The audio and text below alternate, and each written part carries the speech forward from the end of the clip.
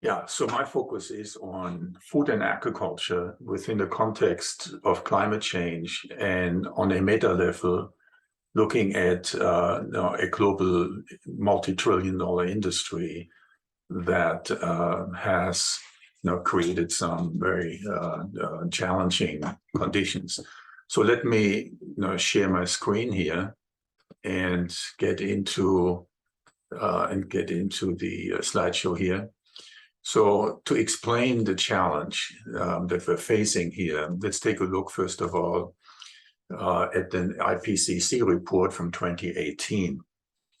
At that time, there was an assumption that we would start drastically reduce fossil fuel-based emissions, and we would have cut the total output in half by 2030. Then by 2040 to 2055, we would essentially achieve a net zero scenario. Obviously, this bend here hasn't happened yet. So we are in 2022, we're supposed to be significantly down already, and we are supposed to be on a downward trajectory. Just to put that into perspective, my granddaughter turns 12 in 2030. So let's take another look here at a statistic, the carbon budget. So the carbon budget is a composition of basically all of the climate models around the globe. And these scientists estimated somewhere in the middle of these studies, remaining 193 billion tons of carbon in 2018. That same year, global emissions amounted to 37 billion metric tons of carbon dioxide emitted into the atmosphere. So you can tell we are already at some critical tipping points. Another statistic to take in is that we are using 1.8 times the reproductive capacity of the planet. The way to explain that is that nearly 90% of global fish stocks are either fully fished out, the stocks have collapsed, or they're being overfished, moving towards a collapse. Everybody has heard about aquifers being pumped dry beyond their replenishment rates, whether that's in the United States or in India or in China or anywhere you go. And then Earth has lost about 1/3 of its arable land in the past 40 years. So what that means, basically, looking at a population today of 8 billion people moving to 8.6 by 2030 and then wherever by 2050, we are depleting the ecological capital. We are drawing down ecological capital while we are at the same time increasing the demand on it. So another data point here in the food system, there is an incredibly dangerous concentration of crops because of the industrialization of the agricultural system. Bigger is better, make it deal with one farmer instead of 50. So it's good for economics, but from a food safety perspective, this is incredibly fragile. When you look at California, for example, which is now flat out of water, the Colorado River is severely depleted, aquifers empty, and then you look at all the products coming out of that state, you can see that is risk, but the same levels of concentration also apply to potatoes, wheat, corn, you name it. So that is indicating, that from a food security perspective, the system should be decentralized. So let's take a look at what are basically our options. So bad news, where are we going? What are the options going forward? So there are basically two main levers that we can pull. One is energy, well understood, what to do here. The other one is photosynthesis, which is now moving into focus, which is now beginning to really be understood, for its amazingly important function. So I have a video here, which can explain what I would have to say in about 3.5 minutes. So let's take a look at that. Soils for food security and climate. Human activities release enormous quantities of carbon dioxide, CO2, into the atmosphere. This intensifies the greenhouse effect and accelerates climate change.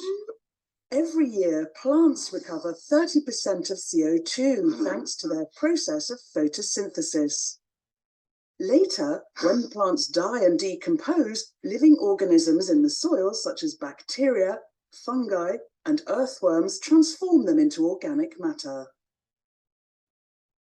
This carbon-rich organic matter is essential for human food because it holds water, nitrogen, and phosphorus, which are essential to the growth of plants. The world's soil contains 2 to 3 times more carbon than the atmosphere. Increasing this storage of carbon by 0.4% per year, or 4 parts per thousand, in the top 30 or 40 centimeters of the soil could stop the increase of CO2 in the atmosphere. This is the proposal of the 4 parts per thousand Soils for Food Security and the Climate Initiative. The increase in carbon storage in soils would therefore contribute not only to stabilizing the climate, but also to ensuring food security, that is, the supply of sufficient food for all people. How can it be carried out?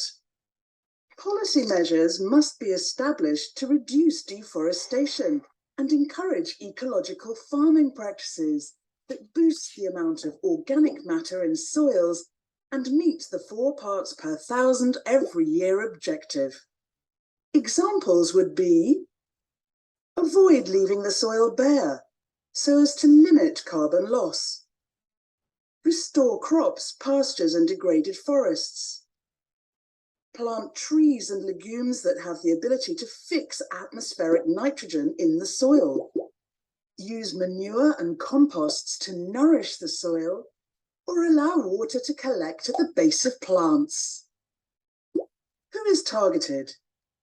There are 570 million farms in the world and more than 3 billion people living in rural areas that could implement these practices. At what cost? To restore agricultural soils, it would cost a few dozen dollars per hectare. However, agroforestry and the renewal of forests would require more investments. And for how long? The sequestration of carbon in soil would continue for 20 to 30 years after the good farming practices are put in place, provided these practices are maintained. Under the 4 parts per thousand initiative, researchers are coming together with farmers, associations, economic stakeholders, regions, and countries for the purpose of food security and climate.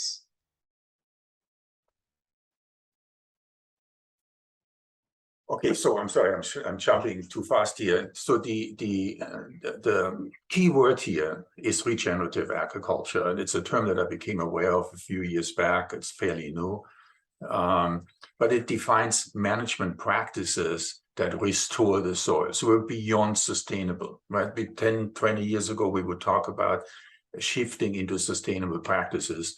It's too late for that. With the soil being so depleted, its watersheds polluted, we have to regenerate, we have to repair. So that's the meaning of that term here. So what does it all mean? I mean, lots of bad news here, and no need to really have to get too deep into these technical aspects other than to understand, we have to get our soil and our watersheds back to life. So what does that mean? It is, first of all, it has to be demand-driven. It has to engage the population, because regeneration depends on local types and conditions of soil, local climate, even microclimates, water availability, and then the socioeconomic realities within the community. the industrial food system as it is conceived today cannot reform itself without the active participation by an informed public. They need to see demand in order to change their production and their supply chain policies and so on and so on. They need to see that the market is moving into a direction that forces them to adapt and adjust, and also incentivizes them to adapt and adjust. And any such change has to be built from the ground on up at community level, because nature is local. Every community is dealing with different realities in their immediate environment. And changing crop cycles and types of crops, which is part of the regenerative agricultural idea, requires a corresponding change in menus and dietary habits. So the farmer can't change a crop that may be very conducive for their particular type of soil, but there needs to be a market available to sell into this. And that market also requires for the people to maybe change their menus, change their dietary preferences. So it's a whole systems change out that's required here, or adaptation. Here is something that I wanted to bring attention to. It's hosted by the Harvard School of Public Health in partnership with the Culinary Institute of America. What they're basically doing is to replicate the inherent intelligence embedded in ancient cuisines from around the world. So you go to the Mediterranean, whether that's German, or you go to like German, France, Italy, you go to Japan, China, Vietnam. These are cultures that have lived on their land for thousands of years without destroying their soil. And the way that came about is because there's a complementary cycle between their menus, the foods they eat, and what nature can produce sustainably, over many, many generations. In the United States, we have lost that connection. So this is essentially turning the strategic direction of the food industry upside down. So where traditionally, and I was in the middle of that, we would design menus that are as standardized as can be and replicable as can be, and then issue instructions, so to speak, to the supply chain to say, I want this type of crop grown in this kind of style. Now we're turning this thing upside down, where we're saying, what can I source locally from regenerative farmers that supports them in regenerating their soil, and what can I do with these products to make them exciting, to put them to create nutritionally sound, tasty menus. So what Harvard and the CIA are doing is training chefs to basically go into a region and then look around to see what is available here, and develop a reciprocal relationship with farmers, with the food processors, to develop a local style cuisine that is harmonized with the needs of the surrounding ecology. So that is a very exciting initiative here. When you think about cuisines from India, from Italy, I mean, these are exciting foods. France, I mean, so advanced. So we can replace these fast food restaurants that we have become so reliant on with local foods that are fresh, that are nutritious, and nutrient rich. So then another perspective here is the agriculture of the middle, farmers that are too big for the local farmers market and consumer supported agriculture, but too small to participate in this contract farming that the industry has initiated and is reliant on. So they deal with farmers that have thousands of acres of land.